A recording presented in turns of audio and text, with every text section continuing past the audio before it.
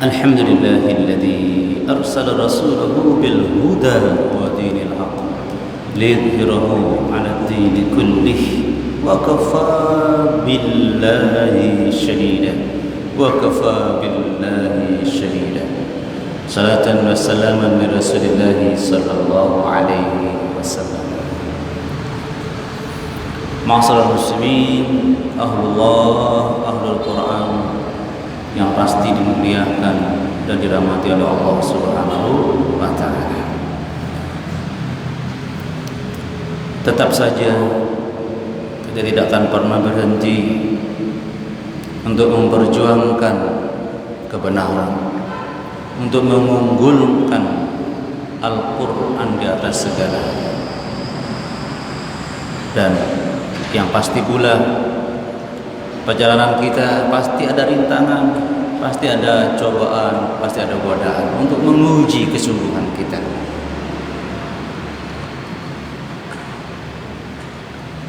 Ma'asyiral muslimin rahimakumullah, kita sudah yakin Al-Quran itu kalamullah tanpa ada keraguan. Kita juga yakin sekali bahwa Al-Quran itu nikmat yang agung. Kita juga yakin, benar-benar yakin bahwa Quran itulah yang menuntun kita agar menjadi orang yang tidak tersesat. Kita juga yakin Al-Quran itulah kunci banyak kebaikan yang bisa kita raih, karena Al-Quran itu rahmat. Bahkan kita yakin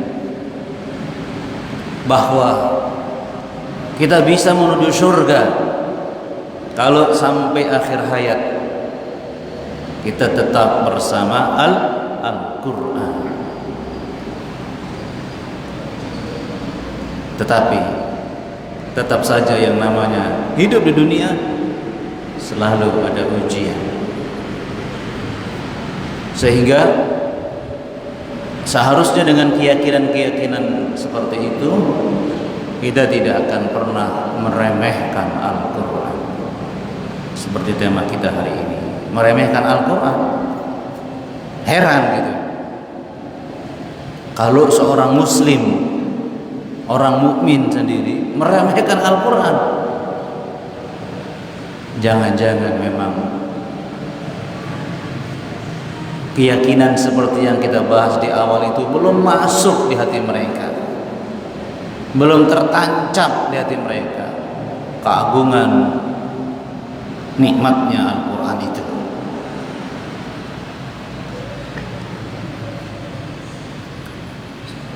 Meremehkan Al-Quran di antaranya adalah merendahkan kewibawaan Al-Quran dalam hati, sehingga ketika seseorang atau kitalah mendekati Al-Quran karena tidak ada rasa kewibawaan Al-Quran, sehingga dia kurang perhatian dan tidak berharap apa-apa ketika dia berinteraksi dengan Al-Quran. Astagfirullahaladzim. Tidak berharap dia akan mulia bersama Al-Quran, tidak akan berharap dia bisa mengentaskan seluruh persoalan hidup bersama Al-Quran. Tidak punya harapan sama sekali bahwa kemudahan-kemudahan hidup pasti tidak akan diraih bersama Al-Quran. Apalagi merasa menjadi pejuang ketika bersama Al-Quran. Artinya dia tidak merasa menjadi pejuang ketika dia bersama Al-Quran. Astagfirullahaladzim, meremehkan Al-Quran.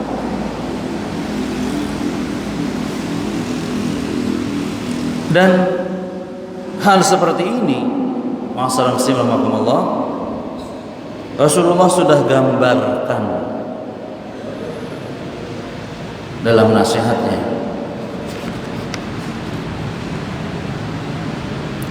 yang bisa kita temukan dalam Sunan Abu Daud, ada di Al-Hakim juga demikian.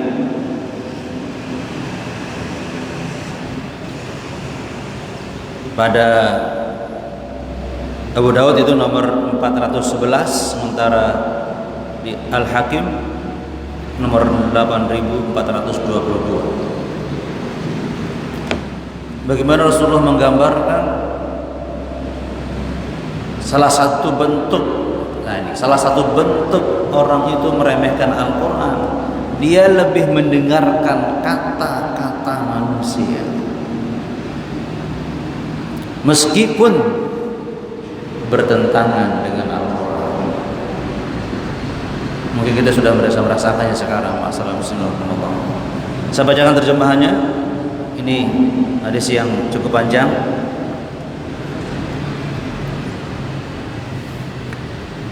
Sungguh kelak akan muncul banyak fitnah. Pada saat itu bergelimang harta. Jadi salah satu fitnah yang disebut Rasulullah adalah bergelimangnya harta. Dan dibuka Al-Quran oleh semua orang. Jadi semarak sebenarnya orang membuka Al-Quran, hingga dibaca oleh orang mukmin dan orang munafik, laki-laki dan perempuan, anak kecil dan besar. Dan saat itu ada orang yang berkata, kenapa manusia tidak mengikuti diriku? Ini perkataan yang menipu. Coba dengarkan lagi. Kenapa manusia tidak mengikuti, sedang aku sudah membaca Al-Quran? Coba, aku nih ahli Al-Quran, kenapa aku nggak diikuti? Nampaknya kan benar kan? Masya Allah. Mari kita hati-hati dengan perkataan ini. Nampaknya bisa benar, tapi di situ ada terselubung. Kan mengikuti diriku, bukan mengikuti Al-Quran. Astagfirullahaladzim. Jadi yang digembar-gemborkan, yang diharapkan orang mengikuti dia, mengikuti kelompoknya. Dalilnya, saya paham Al-Quran.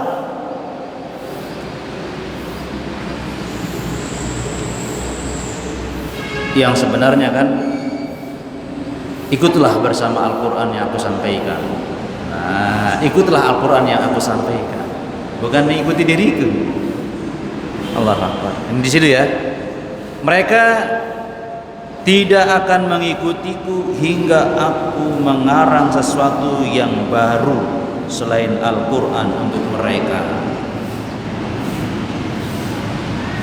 Jadi orang-orang itu selalu menunggu ucapan-ucapannya, bahkan yang baru yang tidak sama dengan Al-Quran. Sampai begitunya jemaah sekalian. Jauhkanlah diri kalian dari kebid'ahan, ini kata Rasulullah, ya, karena bid'ah itu sesat. Waspadalah dengan tergelincirnya orang yang bijak. Sama begitu jemaah sekalian bahagia. Kita diingatkan, ada orang yang bijak sekalipun sesuai dengan Al-Quran, tapi waspada. Dia juga manusia, bisa tergelincir. Jadi kita tidak berpegang kepada orang bijaknya, kita berpegang kepada nilai Al-Quran yang disampaikannya.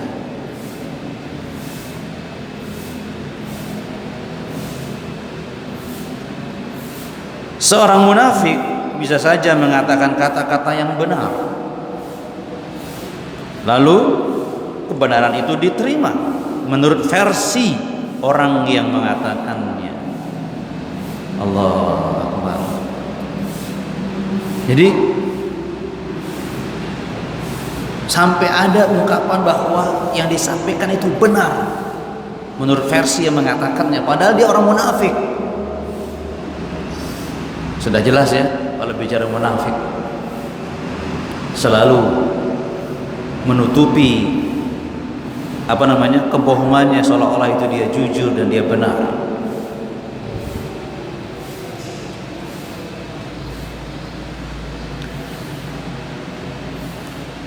Lalu sesungguhnya cahaya itu ada di atas kebenaran. Fa inna 'alal haqqi nuran. Sungguh cahaya itu ada di atas kebenaran. Jadi kita diminta untuk benar-benar memegang nilai kebenarannya, bukan tergantung kepada orangnya. Dan itu menggambarkan bagaimana kita tidak pernah meremehkan Al-Quran sebagai sumber kebenaran. Al-haqqu min rabbika fala takunanna minal mumtarin.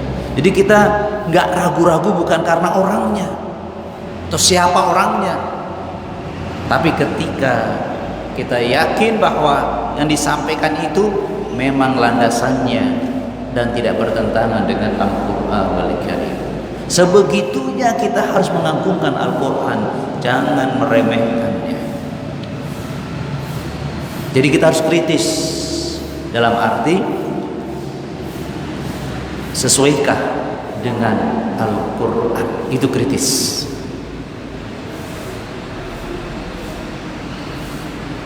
Karena itu jemaah sekalian bahagia, inilah perlunya agar kita tidak sampai menyimpang dengan meremehkan Al-Quran, lebih mengagungkan, menghargai pendapat orang, bahkan sampai pendapat itu berselisih dengan Al-Quran. Mari kita tanamkan terus surah Al-Kahfi ayat 1 itu. Alhamdulillahilladzi anzala ala abdihil kitaba wa lam yaj'al lahu 'iwaja. Kita harus selalu ingat, pantaskah kita meremehkan ketika kita mendengar ucapan seseorang, kita merasa itu lebih agung daripada Al-Quranul Karim. Bahkan kita tidak akan pernah memisahkan antara ucapan manusia dengan Al-Quran, karena kita berharap ucapan seorang mukmin pasti harus berlandaskan dengan Al-Quranul Karim. Jadi kita selalu dalam setiap saat kita banyak zikirnya, di antaranya adalah ingat Quran itu adalah nikmat yang agung. Alhamdulillahilladzi anzala ala 'abdihil kitab wa lam yaj'al lahu 'iwaja. Alhamdulillah, hanya berpegang kepada Al-Quran lah yang tidak ada kebengkokannya, dijamin kita hidup dengan benar. Kalau kita selalu bersyukur kepada Allah tentang Al-Quran, maka bagaimanapun godaannya, termasuk ada ucapan orang yang sangat menakjubkan, tidak akan pernah bisa mengalahkan kalam Allah. Memang ini sedikit harus lebih teliti dan lebih waspada masalah muslim. Astagfirullahaladzim.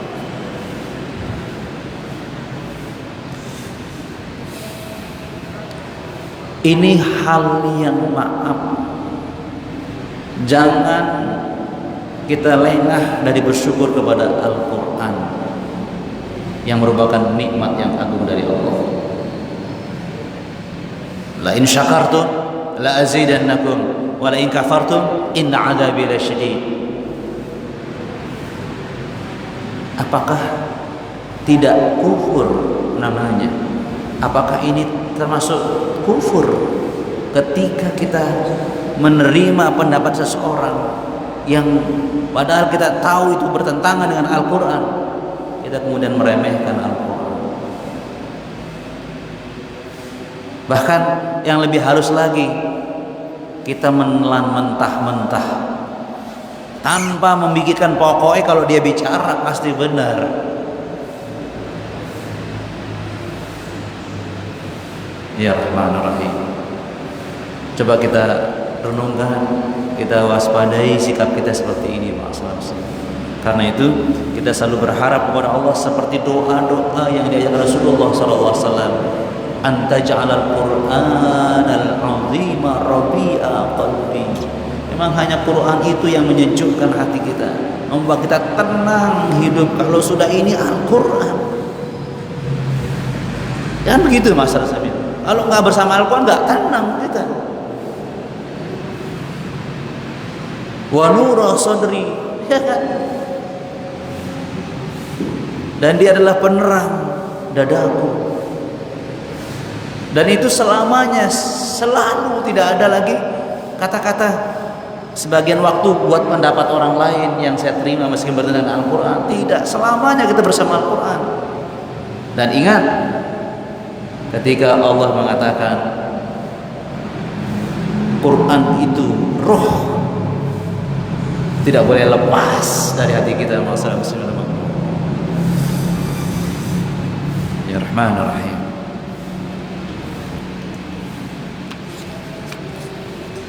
Nah, sebagai untuk menambah kewaspadaan kita, kehati-hatian kita, agar kita tidak sampai meremehkan Al-Quran walaupun sedetik karena tergoda oleh seseorang yang kita anggap sangat bijak, sangat hebat dalam bicara. Dalam hadis riwayat Ahmad,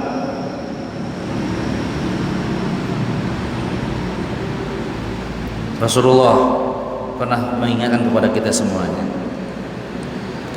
sayati 'alan nasi zaman, akan datang kepada manusia zaman saat tukharribu sudurahum minal Qur'an,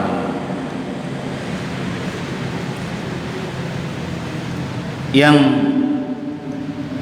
menjadikan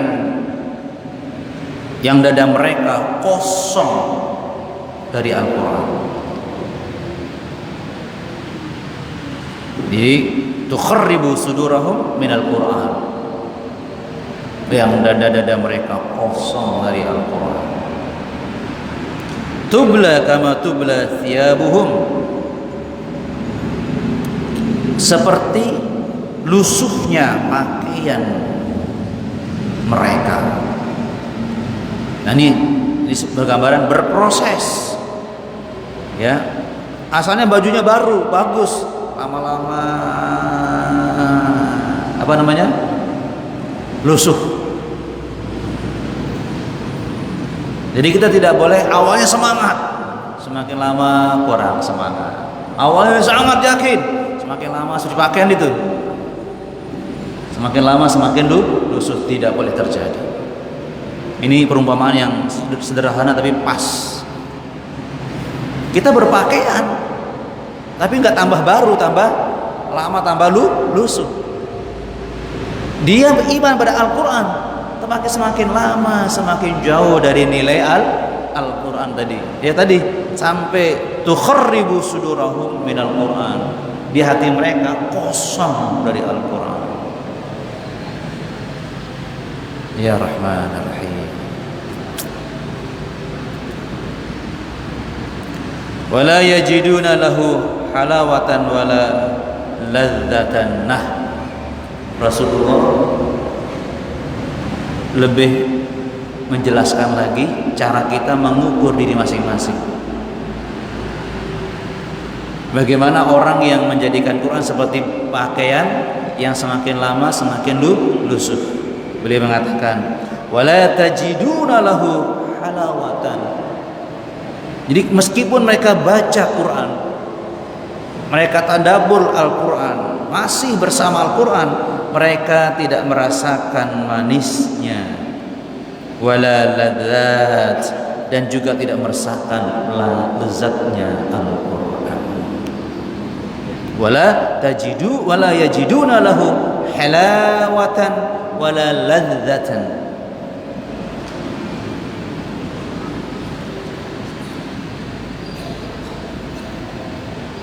Orang kan kalau pakai pakaian baru kan rosok gitu loh. Lihat dulu pakaian saya baru, kita merasa wah penampilannya, gayanya terbentuk karena pakaian baru. Tapi kalau sudah lusuh biasa aja. Nah, bersama Al-Quran tidak boleh. Setiap saat bertambah usia, bertambah lama interaksi dengan Al-Quran, kita harus bangga. Dan kata Rasulullah, pastikan kita merasakan manisnya dan lezatnya ketika kita tilawah, tahfidz, tadarus, taklim. Ya Allah, astagfirullahaladzim. Semangatnya.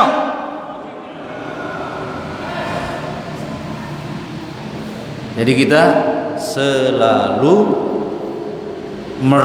merasakan nikmatnya Al-Quran itu. Tadi surah apa tadi? Al-Kahfi ayat 1. Ya Rahman Ar-Rahim. Assalamualaikum. Kalau orang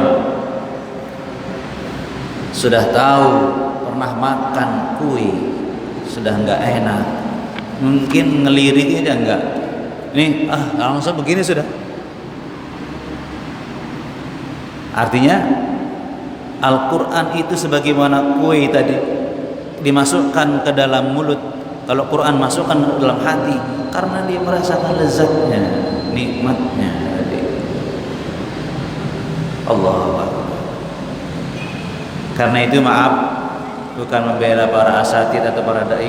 Kalau kita ketemukan ada dai yang mungkin maaf suaranya kurang menarik, retorikanya kurang bagus, tapi beliau sedang membahas dan menyampaikan Al-Quran, tolong kita ingat Al-Qurannya, ma'asyiral muslimin. Ini juga godaan. Jangan sampai kita meremehkan Quran gara-gara ustadznya, kelemahan ustadznya. Jangan, harus dipisah, ma'asyiral muslimin. Justru kita menghargai ustadz yang punya kelemahan dalam entah bicara atau retorika, karena lihat itu sebegitunya, tapi semangat menyampaikan Al-Quran. Bisa begitu kita. Ya Rahman Ya Rahim. Ya maaflah, bukan ngiri kepada para dai yang berlevel mungkin nasional, gitu kan? Jadi kalau maaf bukan memvonis nih, ya baguslah memang ada dai level nasional datang ke Manado rame, bagus. Siapa yang bilang salah ya? Tapi jangan sampai itu ada hubungan dengan meremehkan Al-Quran.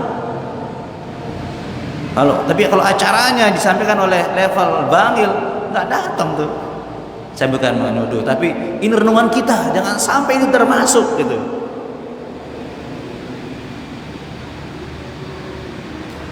Jadi kita harus ingat hakikat yang disampaikan oleh para asatidz, para dai itu kan Al-Quran. Nah, ini yang harus kita pegang, Al-Quran. Saya datang karena cinta dengan Al-Quran yang disampaikan padanya. Meskipun dai-nya level bangil. Astagfirullah. Nah, berarti ini kerja bareng kita ya Mas sekalian, untuk mengingatkan jamaah kita untuk merasakan nikmat dan lezatnya Al-Quran. Dan itu akan terjadi kalau kita continue untuk latihan. Kan begitu Mas Muslimin. Kalau kita continue. Udah sebagai penutup,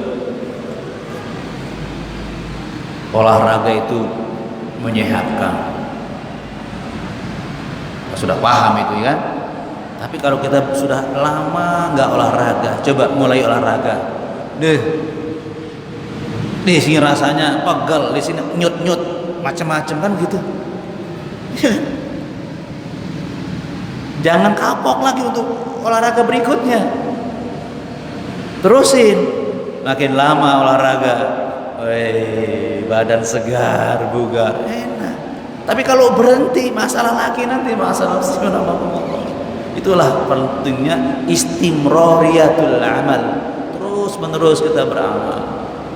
Termasuk yang kata Rasulullah, mungkin kita tidak merasakan lezatnya Al-Quran karena kita tidak sering melatih diri untuk berinteraksi dengan Al-Quran.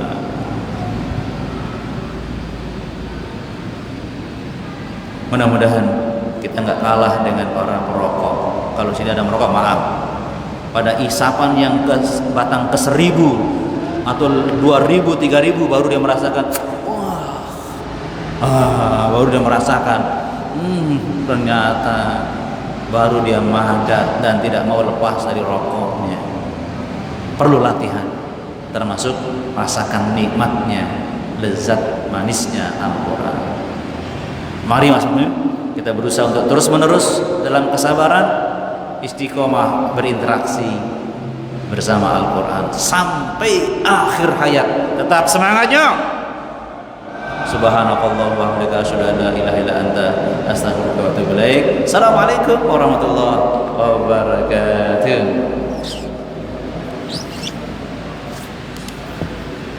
Harus semangat Ustaz. Semangat akhir hayat. Ya. Sampai akhir hayat ini. Enggak boleh bosan. Makasih.